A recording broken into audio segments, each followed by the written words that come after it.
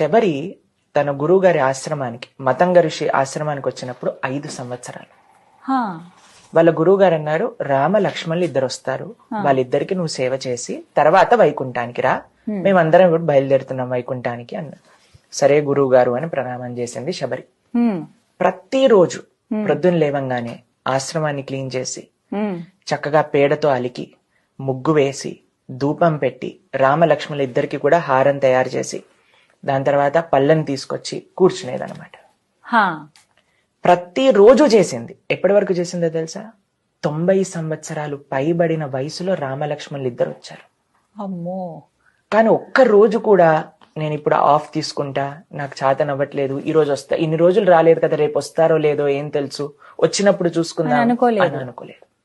5 సంవత్సరాల నుంచి 90 సంవత్సరాలు దాటేంత వరకు అదే విధంగా సేవ చేసింది.